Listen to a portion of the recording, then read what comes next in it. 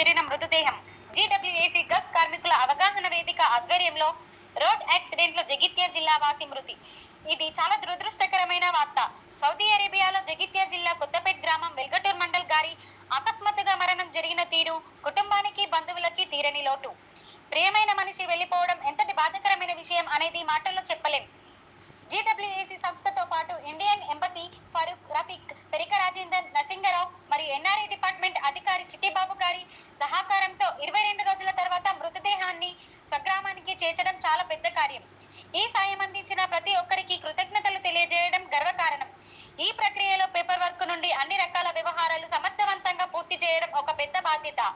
ఫరూక్ గారు మరియు Indian embassy వృత్తికి యజమాని అందరూ చేసిన సహాయం అభినందించదగ్గది. ఇక తెలంగాణ ప్రభుత్వం నుంచి బొత్తుల రాజేందర్ కుటుంబానికి ఆర్థిక సహాయం అందించేందుకు కోరడం చాలా సముచితమైన విజ్ఞాపన. ఆయన కుటుంబం, ప్రత్యేకించి భార్య, కుమారుడు, కూతురు వారు ఉన్న సమయంలో ప్రభుత్వం ఆదుకోవడం ఎంతో అవసరం. గల్ఫ్ కార్మికుల సంక్షేమం కోసం ఎన్ఆర్ఐ పాలసీకి అనుగుణంగా ప్రభుత్వం స్పందించాలని కోరుకుంటున్నాం. ఈ సంఘటన గల్ఫ్ దేశాల్లో ఉద్యోగాలు చేసుకుంటున్న ఎన్నో తెలుగు కుటుంబాలకు కళ్ళెదుట నడిచే దురదృష్టం. బొత్తుల రాజేందర్ గారి ఆత్మకు శాంతి చేకూరాలని, ఆయన కుటుంబానికి ధైర్యం ఇవ్వాలని మనసారా కోరుకుంటున్నాము. తెలంగాణ ప్రభుత్వం గల్ఫ్ కార్మికుల సంక్షేమానికి మరింత బలమైన చర్యలు తీసుకోవాలని అందరం ఆశిస్తున్నాం. ఈ కార్యక్రమంలో జీడబ్ల్యూఏసీ గల్ఫ్ కార్మికుల అవగాహన వేదిక రాష్ట్ర అధ్యక్షులు సత్యం గౌడ్, ఉపాధ్యక్షులు సముద్రాల తిరుపతి, దుబాయ్ శాఖ ఉపాధ్యక్షులు సముద్రాల శ్రీనివాస్, టీజీఏఎస్ఎస్ రాష్ట్ర అధ్యక్షులు ఆర్ముల పవన్ పాల్గొన్నారు. ఈరోజు జగిత్యాల జిల్లా ఇండపల్లి మండలం కొత్తపేట గ్రామానికి చెందిన రాజేంద్ర అనే గుట్ట రాజేంద్ర గారు పుట్టతిప్పల కోసం గల్ఫ్ దేశం వెళ్ళడం జరిగింది. ఇక్కడ ఉపాధి లేకనే గల్ఫ్ దేశం పోవడం జరుగుతుంది. కాబట్టి అక్కడ యాక్సిడెంట్లో పోయిన విషయం తెలిసి మన ఇక్కడ నుంచి కొత్తపేటకు సంబంధించినటువంటి కొమ్ము రాంబాబు నాకు ఒక ఫోన్ చేయడం జరిగింది.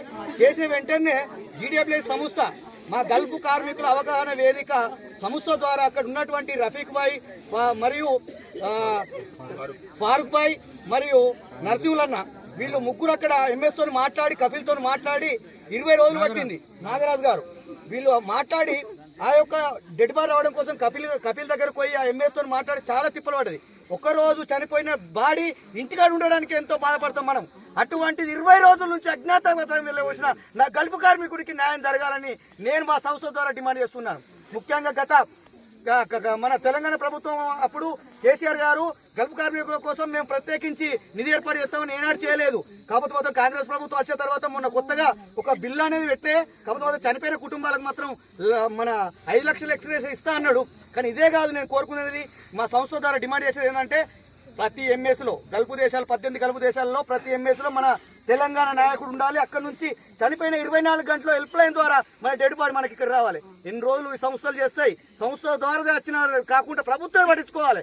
ఇక్కడ లేని వాళ్ళ కోసం ఖచ్చితంగా పుట్టతిప్పల కోసం పోతున్న వాళ్ళ కోసం తక్షణమే ప్రభుత్వం ఎక్స్గ్రేషియా 5 లక్షలు 10 లక్షలు వేస్తూ ఎక్కువ జీవో ప్రత్యేకించి ఎన్ఆర్ఐ జీవో అమలు చేయాల్సిందిగా నేను ఇక్కడ నుంచి సంస్థ ద్వారా వేడుకోవడం జరుగుతుంది. జై ఎన్ఆర్ఐ పాలసీ.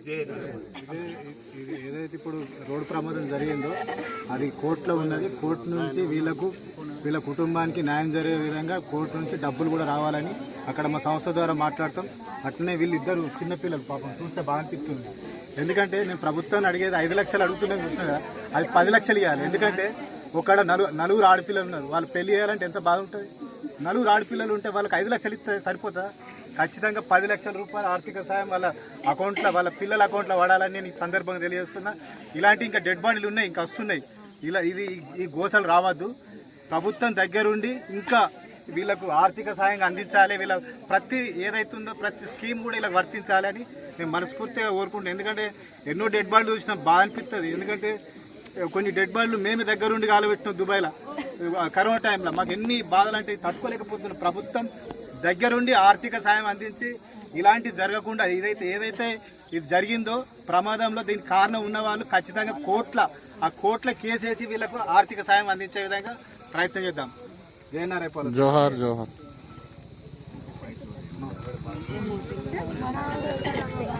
దీనికి మన స్థానిక ఎమ్మెల్యే లక్ష్మణ్ కుమార్ దయచేసి 2 పిల్లలు ఉన్నారు, వాళ్ళని వెంటనే ఆదుకొని వాళ్లకు మనోధైర్యాన్ని కల్పించాల్సిందిగా మేము ఇక్కడ నుంచి వేడుకుంటున్నాం. మాట్లాడుతున్నాం.